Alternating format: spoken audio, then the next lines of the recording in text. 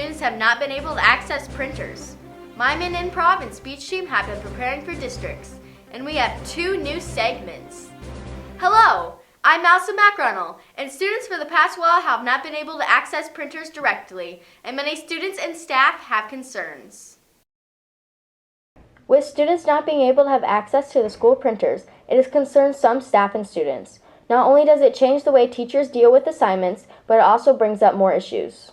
Since I teach advanced comp, I have a great concern for those students more so than my other classes. With advanced comp, it's one composition followed by another one, and one of those compositions happens to be the scholarship essay. And with the scholarship essay, the students are going to need to print information from that scholarship in order to be able to apply to. As a research paper component for English 3A and advanced comp, I think it's really important for the students to be able to print some of that information. There are also more issues with students not being able to print. For extracurricular activities like speech team and TSA, there's paperwork and scripts that need to be printed out, and a lot of people can't do that at home. If students want to use the printers, they have to email their teacher the documents that they want to print. It's possible to print at the Boone Public Library, but it will cost students some money. I'm Malsa McRunnell from Boone TV. Speech Team districts are coming up, and 2 of the events are Improv and Mime. Jordan Gustafson has more on what they are actually doing. With districts just around the corner, Boone High Speech Team works harder than ever to perfect each of their performances. Mime is sort of a irony that it would be in speech activities because you can't talk, but mime really helps kids be better improvers. So mime is acting out actions in a scene that tells a story without talking. I've been miming for the past 3 years, and there's been a lot of fun times. My favorite experiences probably aren't the performances themselves, but hanging out with the cool people and everything, and just messing around and having a fun time. Improv is really takes some quick thinking, and kids have to be really feed off each other, and so it takes a really strong team because you don't know what you're going to say. They have a topic and they have a short period of time to say, I'm going to do this or I'm going to do that, and then off they go for 5 minutes. We can only have 3 teams, and I try to put the best kids together in one team and create like the premier improv team. And then you kind of go, with the rest of them, I go a little bit by friendships, a correct mix of male or female, and what grade they're in. My favorite thing about improv is it lets us kind of get out what we want to do, and we can just be creative with anything we need to do. We get to have fun all the time, and it's just great to be with friends. And I feel like we're going to do really good at districts this year. Our first performance is Thursday, January 22nd, and that's here at the high school in the auditorium. We call it our showcase scrimmage, our public viewing. It's our final performance. It doesn't have to be perfect, but we kind of want to run through it. So that's Thursday, January 22nd. Districts begin on Saturday, January 24th at Centennial High School in Ankeny. Feel free to come and support your Boone High Speech Team. This has been Jordan Gustafson with Boone TV, signing off. Thanks, Jordan. One class of BHS that offers a DMAC credit is Calculus, and here's Aaron Michael with the details of this class. As of the spring semester, Calculus will now be offered at BHS for DMAC credit. DMAC Calculus will be worth 5, or the dual credit Calculus will be worth 5 DMAC credits, and it'll be worth 1 2/3 Boone High School credits. DMAC Calculus is going to be much more rigorous than what I have taught in the past, because we are going to basically cover what I could cover in a year within a semester. And so basically the pace is doubled.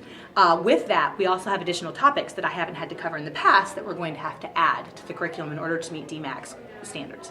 Senior Haley Osborne enjoys the challenge Calculus offers. I like how willing Ms. Carpenter is to work with us when we don't understand stuff, which is something that you don't normally get in colleges.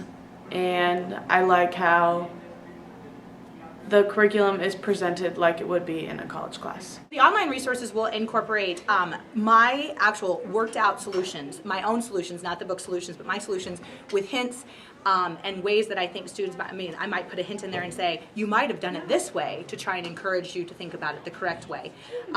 As well as videos for additional resources on the notes. And if students want to see a homework problem actually physically worked out, they can tell me that they want that, and I will create a video, upload it, that shows me actually working out the problem physically instead of just my written work. I am extremely excited to be able to offer this at Boone High School for our students. I think it's a great resource, a great addition, and I'm excited that the math department has a course that's dual credit. This has been Aaron Michael for Boone TV. Now back to the studio. Nathaniel Brown is bringing a new segment to Boone TV dealing with different activities in the Boone area. This week, he will be showing the Boone Depot. Today I'm at one of the many great restaurants in downtown Boone. The Boone Depot is an excellent place to grab a bite to eat with a touch of Boone's past. The Boone Depot has been in town for just under a year, and it's definitely left its mark. When you first visit the depot, you'll notice the railroad-themed decor that fits right into Boone's railroad history.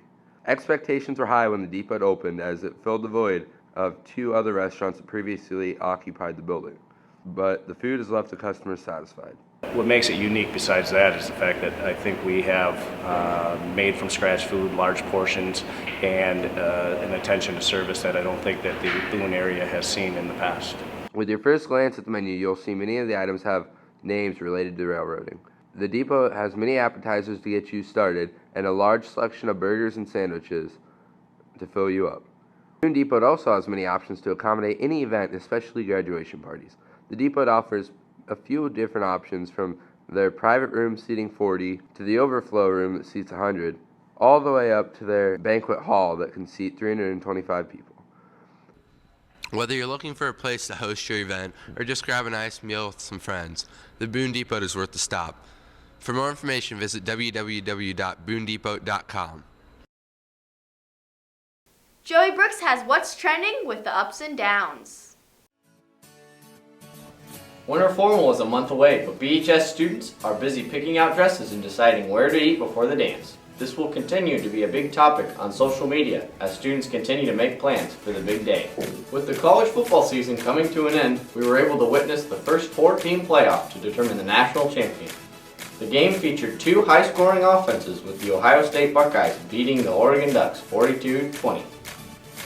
Speaking of football, did you see the catch Des Bryant made against the Packers? What? It wasn't a catch? Well, social media blew up on Sunday, January 11th, with millions of people giving their opinion on whether Bryant successfully completed the catch. Regardless, the Green Bay Packers defeated the Dallas Cowboys to advance to the NFC Championship. Lastly, have you noticed how many teachers use Google Classroom? It is definitely a trend at BHS. What do you think of Google Classroom? Tweet with the hashtag BHS Google Classroom and let us know what you think of this trend. That's it for this week. Check back next week for what's trending. This past Tuesday, Boone basketball played Carroll, and Justin Elsner has a recap for the boys. Bailey Turner has a recap for the girls.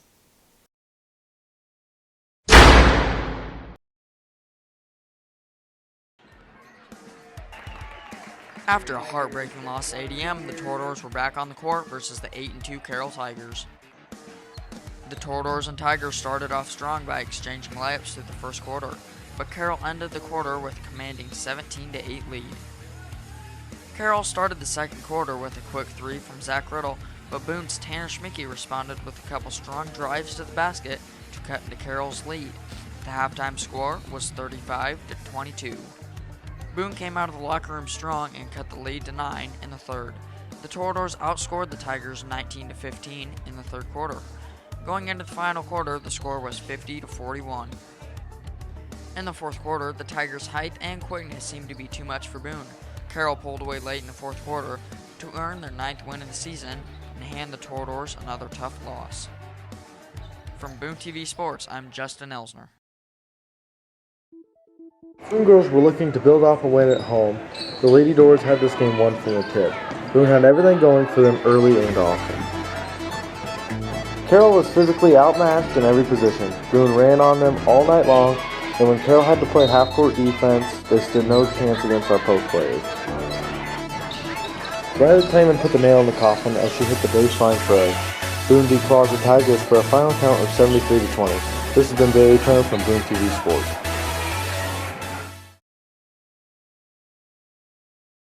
Thanks for watching this week's news show. Stay tuned to next Friday for next week's news. And now, here's Question of the Week. Question of the Week! Question of the Week!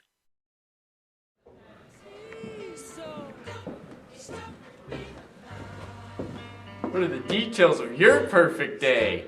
My perfect day starts with a cup of coffee. My perfect day would be nice, sunny, and on the beach. My idea of a perfect day would be chilling on a beach with a whole bunch of money around me. No snow, where it's nice and warm out. I would say, perfect day, getting turned with the squad. Getting turned with the squad. Getting turned with the squad.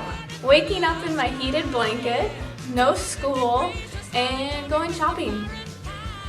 Sleeping for a long time, all day. Not having to come into school. My perfect day are no homework. Mom buys me pizza rolls.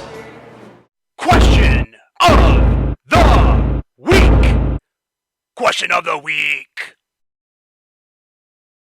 You know what's better than one question of the week? 2 questions of the week. Question of the week. Question of the week. Hold me, Jack. For this week's question of the week, we asked, what movie is most inspirational for you? Never let go, Jack.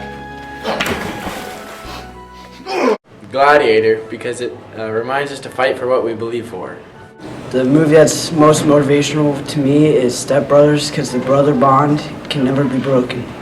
Lord of the Rings, because it emphasizes the importance of fellowship with your friends, and also there are a lot of really awesome biblical themes in there that I enjoy. I would have to say Toy Story, because it made up the majority of my childhood. I always wished my toys could do that. A movie that's impacted me is Iron Giant, because it teaches you choose who you want to be. I have to say Division 3, because it taught me to go every time so others may every time. I think the movie that's impacted me the most is When the Game Stands Tall. It's about a high school team that has a very successful season and just shows how commitment and hard work can lead to success. Hi, my favorite movie would have to be Rudy because of the determination and drive that it shows for kids to keep trying no matter what, and that applies to everything in life. Forrest Gump, because life is like a box of chocolates. You never know what you're going to get. The most impactful movie for me is Marley and Me, because it made me cry every time. Question of the week. Question of the week.